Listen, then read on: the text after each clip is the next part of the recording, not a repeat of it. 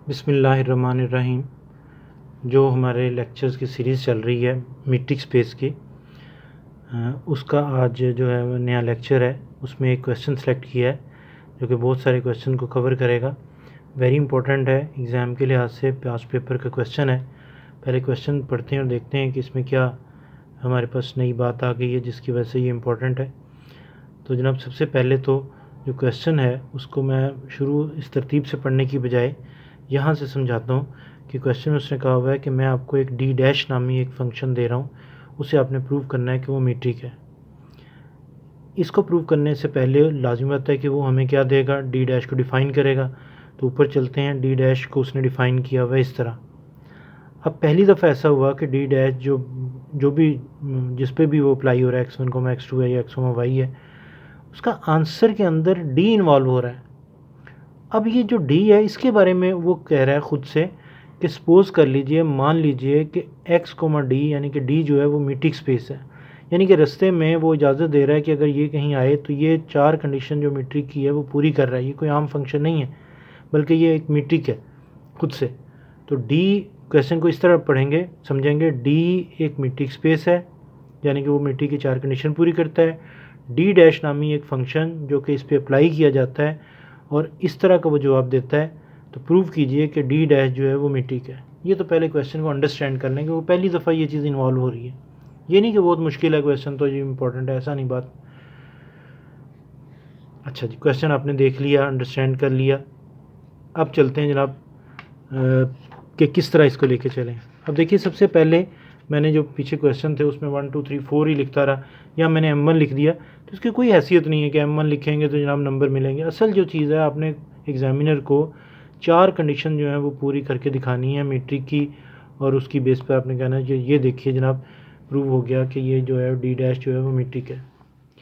अब मैंने यहाँ पे M1 लिखा, यानी कि मीट्रिक की पहली कंडीशन मैं पूरी करने लगा हूँ, ये मतलब है एग्ज़ामिनर को ये समझ आया। कैसे शुरू किया? सिंस का मतलब होता है गिवन। कहा मैंने, हवाला दिया कि जनाब आपने कहा हुआ है कि डी जो है वो मीट्रिक है ऑन एक्स, तो फिर डी जो होगा वो एक नॉन नेगेटिव फंक्शन होगा। अगर डी नॉन नेगेटिव है तो फिर सोचिए, ये वाला हिस्सा भी नॉन नेगेटिव, ये वाला हिस्सा किसी नॉन नेगेटिव में जब 1 ऐड करेंगे, यानी किसी पॉजिटिव में जब 1 ऐड करेंगे तो वो पॉजिटिव रहेगा। तो ओवरऑल इसके अंदर तो कहीं नेगेटिव का जिक्र नहीं हो रहा, तो ओवरऑल ये क्या हुआ फिर, non negative mean greater than equal to zero. लिखते वक्त तो हमने greater than equal to zero लिखना है, लेकिन बोलते वक्त आप पॉजिटिव कह दें अपने आप को समझाने के लिए, या नॉन नेगेटिव कह दें। तो ये जो चीज़ है इस पर अगर आप गौर करें तो ये तो डिफ़ाइन किया हुआ है उसने कि ये तो डी डैश है। तो इससे प्रूव हो गया कि डी डैश को जब x1, x2 पे अप्लाई करेंगे तो वो भी जो आप नॉन नेगेटिव देगा। तो पहली कंडीशन D1 पर डी डैश पर पूरी हुई। D1 मेरे मुंह से इसलिए निकला क्योंकि कई दफ़ा ये क्वेश्चन पेपर में जब आया तो उसने डी डैश की बजाय D1 नाम रख दिया, यानी कि डैश का कोई इतना कोई ताल्लुक़ नहीं, ये नाम है। D1 लिख दे, डी डैश लिख दे, डी डबल डैश लिख दे, ये नाम फंक्शन का रखा हुआ उसने। M2 से मुराद आप समझते हैं कि सेकंड कंडीशन, और सेकंड कंडीशन में आपको याद है कि दो काम हमने करने होते हैं। पहले हमने सपोज कर लेना होता है कि दिया गया फंक्शन डी डैश या जो भी दिया हुआ है वो इक्वल टू ज़ीरो है, और प्रूव करना होता है कि जिस पे वो अप्लाई हो रहा है वो दोनों चीज़ें आपस में इक्वल हैं। तो पहले हमने यही काम किया कि सपोज कर लिया, लेट कर लिया कि डी डैश x1, x2 पे जब अप्लाई करते हैं तो आंसर उसका ज़ीरो है। अब अगर डी डैश को मान लिया ज़ीरो, तो डी डैश है क्या? जनाब, डी डैश उसने दिया हुआ है, याद नहीं किया हुआ मैंने, ना ही आपने याद करना है, ये उसने दिया हुआ है, ये वहाँ से देख के लिखा है मैंने। डी डैश यानी कि ये जो है ये इक्वल टू ज़ीरो है। अब लाजमी होता है अगर ये इक्वल टू ज़ीरो है तो इसका जवाब ज़ीरो कब आएगा, जब न्यूमिनेटर जो है वो ज़ीरो होगा, मीन का this thing is equal to zero. ये ज़ीरो आ गया। अब ये है क्या, इस पर गौर कीजिए, ये डी है और ये मीट्रिक उसने कहा हुआ है। और मीट्रिक जो होता है, अगर वो डी x1, x2, डी एक मीट्रिक है और x1, x2 पे अप्लाई करें आंसर ज़ीरो है, तो फिर हमें इजाज़त होती है कि हम मान लें कि फिर ये x1 और x2 आपस में क्या होंगे, इक्वल होंगे। तो यही यहाँ पे लिख दिया और रेफरेंस भी दे दिया मैंने कि क्यों आप ये जो x1 और x2 जो हैं वो, क्योंकि दोनों जो हैं वो x1 थोड़ी सी यहाँ पे गलती हो गई, इसके बाद आना चाहिए था, this implies x1 is equal to x2, और सामने रेफरेंस दे दिया कि क्यों इक्वल है, क्योंकि डी मीट्रिक है। अब कन्वर्सली में क्या होता है, उलट काम करते हैं, यानी क्या मान लेते हैं कि x1 और x2 इक्वल हैं, और क्या प्रूव करना है कि जिस फंक्शन को आप लेके चल रहे हो उसका जवाब जो है वो 0 है। तो देखते हैं कैसे आता है। x1 मान लिया हमने, सपोज कर लिया कि x1 और x2 इक्वल हैं। अब हमने करना क्या है, डी डैश x1 x2 को लेके चलना है। अब क्योंकि x1 और x2 इक्वल है तो हम इसको लिख सकते हैं कि ये इक्वल है डी डैश x1 ये वाला, कॉमा x2 की जगह पे यहाँ से देख के x1 लिख लिया। अब डी डैश x1 x1 पे अप्लाई कर रहे हैं तो डिफ़ाइन के मुताबिक, डी डैश जो उसने डिफ़ाइन किया उसके मुताबिक जवाब क्या आएगा, D x1 x1 divided by 1 plus D x1 x1।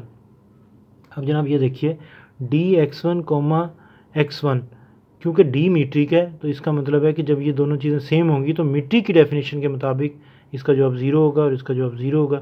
वो 0 1 प्लस 0 लिख लिया। इस तरीके से जनाब हमने जो है वो प्रूव कर दिया कि इसका आंसर जो है वो उस वक्त 0 है जब ये दोनों आपस में इक्वल हैं।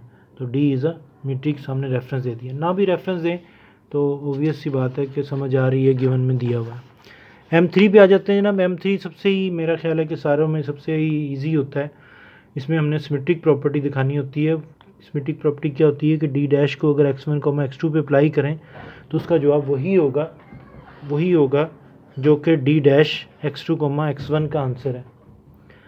अब उसके लिए क्या किया कि एज का मतलब है given D dash x1 x2 is equal to this, definition के मुताबिक, डिफाइन के मुताबिक ये लिख लिया। अब क्योंकि डी जो है वो मीट्रिक है तो इसका मतलब ये हुआ कि अगर इनकी x1 x2 की जगह बदल दें तो कोई फ़र्क नहीं पड़ेगा, क्योंकि डी जो है वो मीट्रिक है तो इनकी जगह बदल दें। अब ये जगह बदल दी, इनका मतलब क्या हुआ कि ये सिमेट्रिक प्रॉपर्टी मैंने यूज़ की डी पर।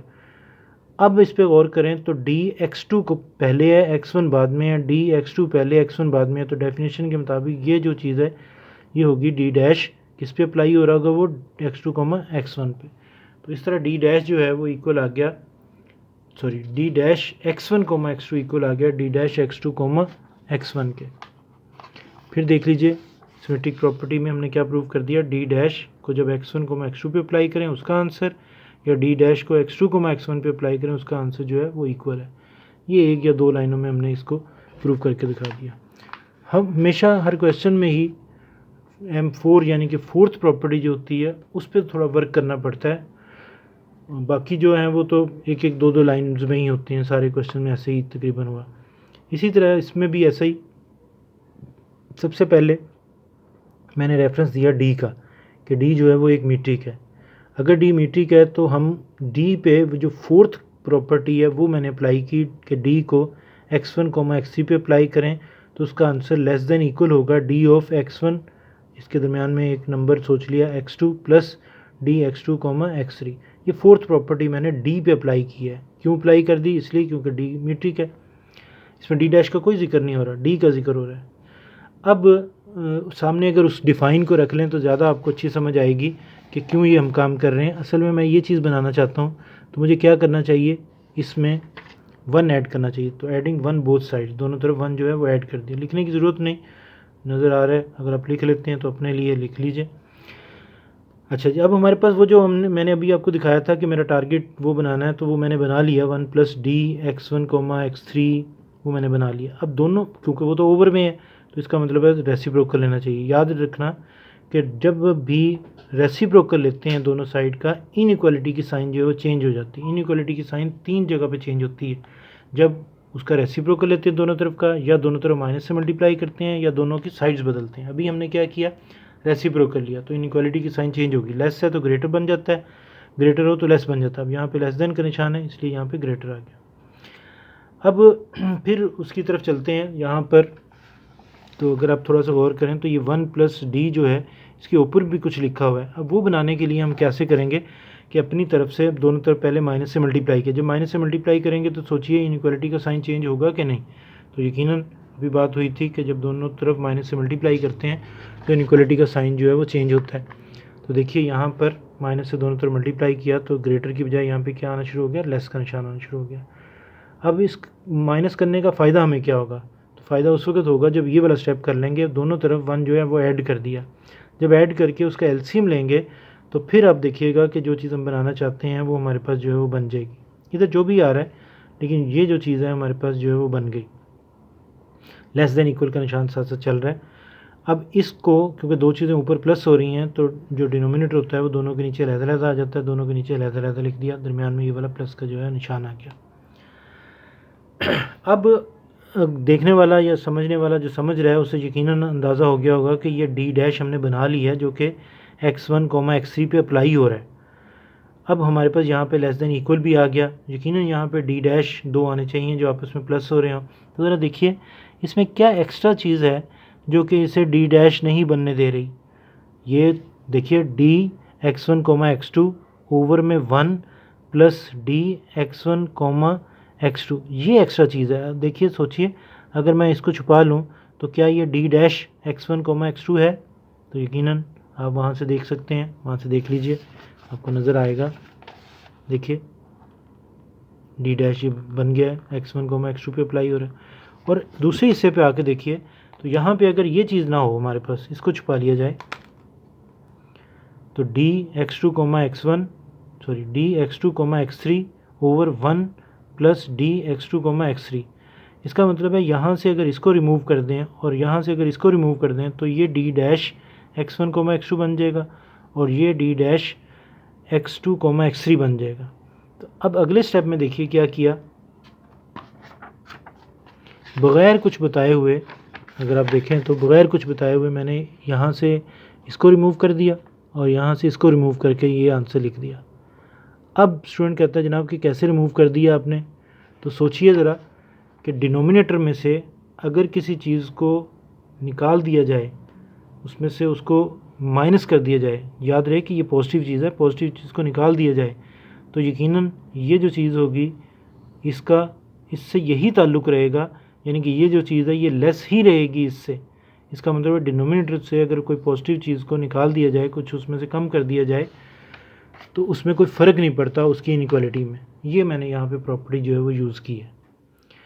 अब देखिए कि क्या हम बिल्कुल उस चौथी प्रॉपर्टी के करीब पहुँच गए। ये क्या है, डी डैश x1, x3 ये लिख दिया, लेस देन इक्वल का निशान। ये सारी चीज़ पे गौर करें तो ये डी डैश x1, x2 है और ये डी डैश x2, x3 है। तो ये चौथी प्रॉपर्टी में हमने यही प्रूव करना होता है। एंड में आप रिमार्क्स लिख दें, all four condition are fulfil या satisfied on D dash. Metric space की चारों कंडीशन डी डैश पे पूरी हुई, therefore D dash is a metric on x.